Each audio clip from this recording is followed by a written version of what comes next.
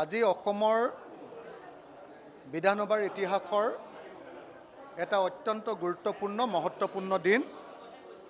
আমি প্ৰথমবাৰৰ কাৰণে মোৰ MLA জীৱনৰ প্ৰথমবাৰৰ কাৰণে এটা এডজৰ্ণমেণ্ট মোচন সভাস্থগিত প্ৰস্তাৱ প্ৰথমবাৰৰ কাৰণে গৃহীত হৈছে আৰু তাৰ ওপৰত আলোচনা হৈছে।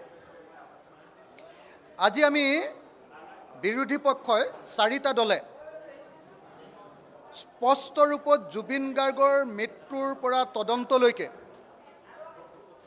এই সমগ্ৰ প্ৰক্ৰিয়াটোত চলি থকা অনীতি অনিয়ম অবৈধ কাম কাজ আৰু প্ৰকৃত বিচাৰ যে হোৱা নাই আৰু জুবিন গাৰ্গে যে প্ৰকৃত ন্যায় নাপায়, এটা এটাকৈ ইয়াৰ আইনগত দিশবিলাক, ইয়াৰ পলিচিগত দিশবিলাক আৰু ইয়াৰ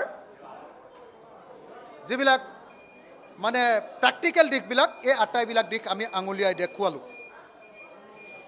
আজি আপোনালোকে নিশ্চয় দেখিছে যে অসমৰ মুখ্যমন্ত্ৰীজন আজি অনবৰতে উত্তেজিত আৰু ইৰিটেটেড হৈ আছিলে, কাৰণ তেওঁ অন্যায়ভাৱে জুবিন গাৰ্গৰ মৃত্যুৰ তদন্তটো CBIক নিদি আৰু বিদেশত হ'বলগীয়া তদন্ত কোৰ্টৰ জৰিয়তে নকৰি এই গোটেই তদন্তটোক তেওঁ অৰ্থহীন তদন্তত পৰিণত কৰিব খুজিছে আৰু তেওঁৰ চৰকাৰৰ আজি মুখা খুলি দিয়া হ'ল যে এনেকৈ হ'লে কোনো পধ্যে জুবিন গাৰ্গে প্ৰকৃত অৰ্থত কেতিয়াও ন্যায় বিচাৰ নাপায় আৰু হত্যাকাৰীসকলে কেতিয়াও আচলতে শাস্তি নাপাব। আজি আপোনালোকে দেখিছিলে আজি মুখ্যমন্ত্ৰীয়ে আমাৰ দাবী অনুসৰি BNS আৰু BNSS 2023 এটা দফা গাবৰ কাৰণে এটা দফা পাঠ কৰি দিবৰ কাৰণে আজি মুখ্যমন্ত্ৰীক আমি বাধ্য কৰিছোঁ। আজি আমি মুখ্যমন্ত্ৰীক বাধ্য কৰিছোঁ যে জুবিন গাৰ্গৰ মৃত্যুৰ পাছত জুবিন গাৰ্গক অনতি বিলম্বে ভাৰত ৰত্ন প্ৰদান কৰিব লাগে। এই প্ৰস্তাৱ ভাৰত ৰত্ন প্ৰদান কৰিব লাগে বুলি প্ৰস্তাৱ আজি বিধানসভাত মই উত্থাপন কৰিলোঁ। মুখ্যমন্ত্ৰীয়ে সেই প্ৰস্তাৱ গ্ৰহণ কৰিলে আৰু মুখ্যমন্ত্ৰীয়ে ক'লে যে 126জন বিধায়কৰ হৈ আমি এইটো সমৰ্থন কৰিছোঁ আৰু বিধানসভাৰ অধ্যক্ষ ডাঙৰীয়াক অনুৰোধ জনাইছে যে বিধানসভাৰ তৰফৰ পৰা জুবিন গাৰ্গক ভাৰত ৰত্ন দিবৰ কাৰণে এটা সমূহীয়া প্ৰস্তাৱ ভাৰত চৰকাৰৰ ওপৰলৈ পঠিওৱা হওক। এই প্ৰস্তাৱো আজি গৃহীত হৈছে। গতিকে আজিৰ দিনটো একেটা সময়তে মই বাৰম্বাৰ কৈছিলোঁ যে বিজেপি চৰকাৰখনে জুবিন গাৰ্গক হত্যা কৰিলে।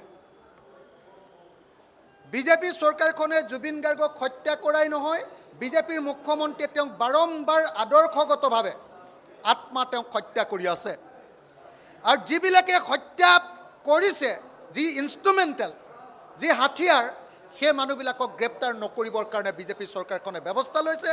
আৰু এটাকে সেইকাৰণে দাবী জনাইছিলোঁ যে পবিত্ৰ মাৰ্ঘেৰিটা গ্ৰেপ্তাৰ হ'বনে নহ'ব। মই দাবী জনাইছিলোঁ যে শ্যামকানু মহন্তৰ পত্নী ডাইৰেক্টৰ হয়, তেওঁ গ্ৰেপ্তাৰ হ'বনে নহ'ব। মই দাবী জনাইছিলোঁ যে ৰিণিকী ভূঞা শৰ্মা তেওঁক তদন্তৰ আওতালৈ অনা হ'বনে নহ'ব। মই দাবী জনাইছিলোঁ ইয়াতখনৰ কেপ্টেইনক তদন্তৰ আওতালৈ আনিব লাগিব। প্ৰত্যেকটো কথা আজি লিপিবদ্ধ কৰোৱা হৈছে আৰু চৰকাৰক বাধ্য কৰোৱা হৈছে প্ৰত্যেকটো কথাৰ ওপৰত উত্তৰ দিবলৈ। কিন্তু দুৰ্ভাগ্যবশতঃ সদায় মিছা কথা কোৱাৰ নিচিনাকৈ আজি মুখ্যমন্ত্ৰীয়ে মিছা কথা কৈছে।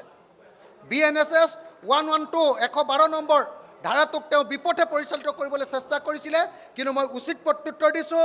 তেওঁক মানে একদম অস্বস্তিত পেলাই দিছোঁ। তেওঁ অশান্তি পাই গৈছে, তেওঁ মানে পলাবলৈ লোৱা এটা অৱস্থাত পৰিণত কৰি দিছোঁ। আপোনালোকে নিশ্চয় দেখিছে। সাধাৰণতে মুখ্যমন্ত্ৰীয়ে 2 ঘণ্টা ভাষণ দিয়ে, কাকো ক'বলৈ নিদিয়ে, তেওঁ নিজৰ কথাবিলাক কৈ থাকে, সদায় বা লয়। আজি এটাও তেওঁ তেনেকৈ ক'বলৈ আমি শান্তি দিয়া নাই। তেওঁ যে অন্যায় কৰিছে জুবিন গাৰ্গৰ প্ৰতি, সেইটো আজি প্ৰমাণিত কৰিছোঁ আৰু মুখ্যমন্ত্ৰীক আমি একদম অস্বস্তিত পেলাই তেওঁক ঘাম উলিয়াই দিবৰ কাৰণে বাধ্য কৰিছোঁ। মই আনকি আপোনালোকে নিশ্চয় দেখিছে, আপোনালোকে আজি মুখ্যমন্ত্ৰী কেনেকুৱা অস্থিৰ হৈ আছিলে।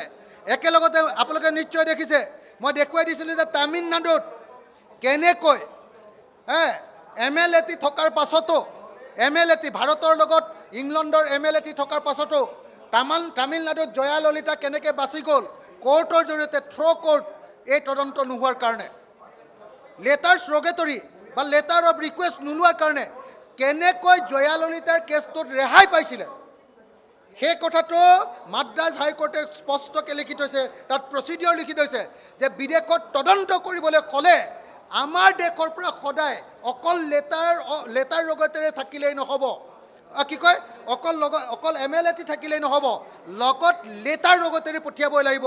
আৰু লেটাৰ ৰগতেৰে জৰিয়তে নাহিলে মানে কোনো পধ্যে যাতে সেই কেছটো যাতে কেতিয়াও নহয়, কোৰ্টত কেতিয়াও এডমিছিবল বুলি যে কৈ দিছে, এই কথাটো মই দাঙি ধৰিছিলোঁ আৰু মুখ্যমন্ত্ৰীয়ে তাৰ উত্তৰ দিবলৈ সক্ষম হোৱা নাছিলে।